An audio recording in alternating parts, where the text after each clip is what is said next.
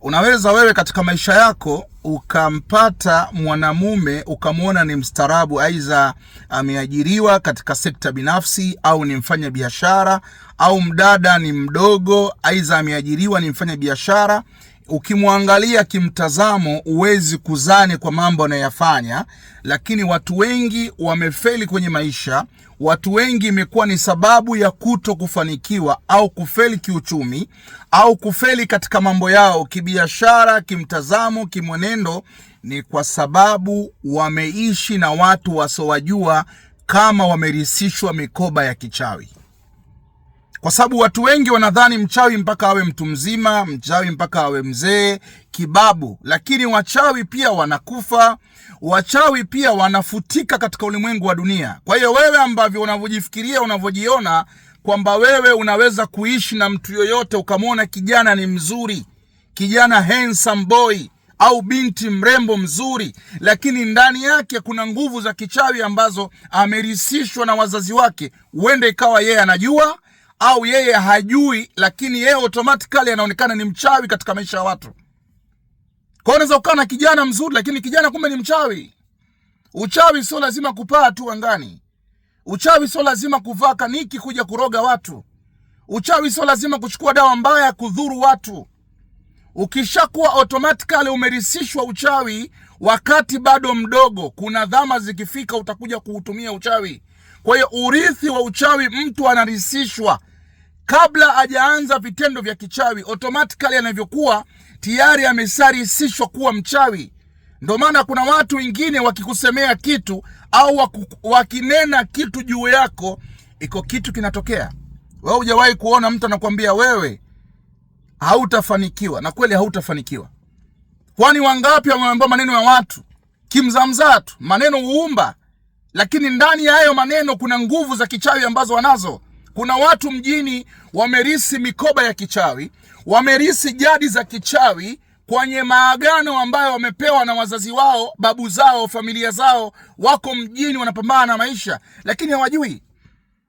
Ukimwangalia kijana ni mzuri, kijana anafanya kazi zake, anajituma, ana pesa, ana mali, lakini ndani ya maisha yake ana nguvu za kichawi asili kutoka kwao.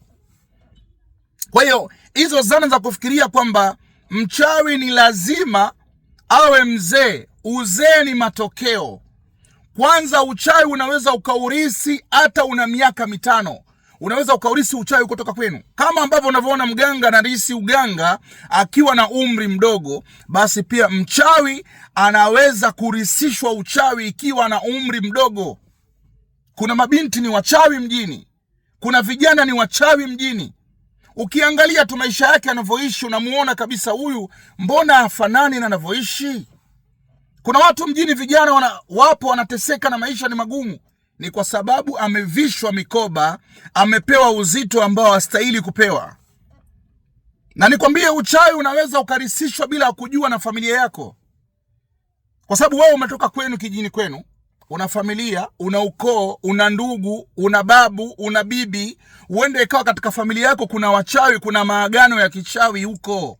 Na hao ndugu zako nakuta tayari labda eji imeenda, wamekufa, wameacha mikoba ya kichawi. Uende kama mama yako hajui, baba yako hajui, ile mikoba ukaja kuurisi wewe bila kujua. Haya ni maagano. Ndio maana watu wako mjini wanapambana na maisha yanakuwa ni magumu, ni kwa sababu hawajui ndani ya roho yake kuna mzigo gani amebebeshwa. Ndani ya roho yake ni kitu gani amewekwa. Automatically mtu anakuwa na roho mbaya. Hujawahi kuona watu wana roho mbaya mjini?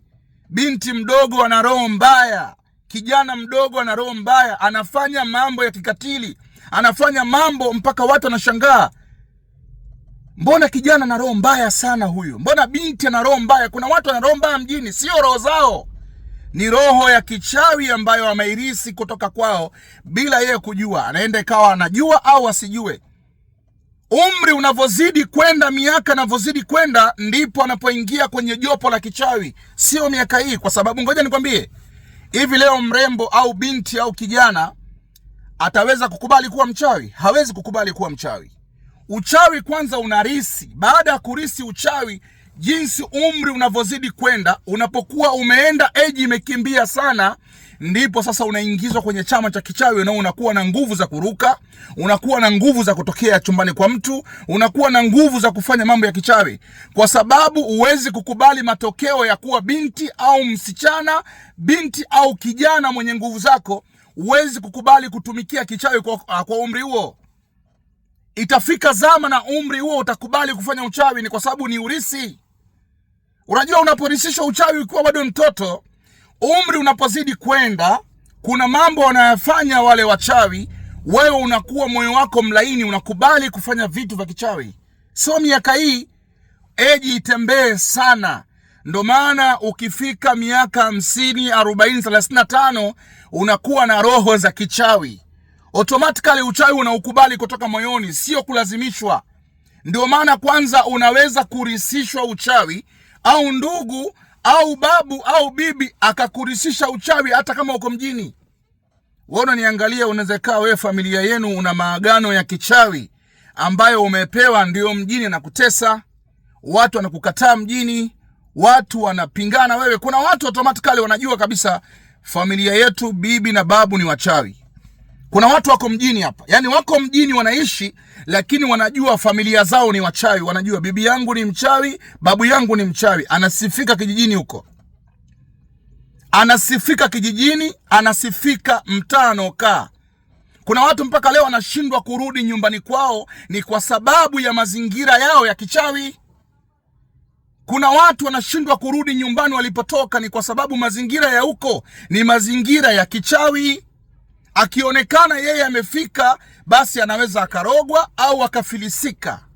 Kuna watu wako mjini, lakini wanashindwa kurudi kusalimia bibi zao, babu zao, ni kwa sababu mazingira ya nyumbani kwao ni mazingira ya kichawi.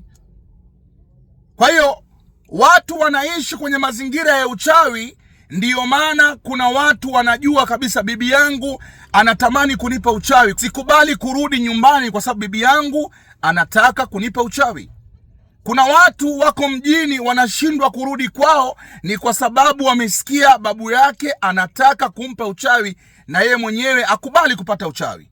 Lakini ukikataa kurisishwa uchawi, ni kama unajisumbua, kwa sababu yako anaweza kukurisisha uchawi, bibi yako anaweza kukurisisha uchawi bila we mwenyewe kujua. Baadaye miaka inapozidi kwenda huko, ndo utakuja kuingia kwenye chama cha kichawi, utakuwa unafanya kazi za kichawi.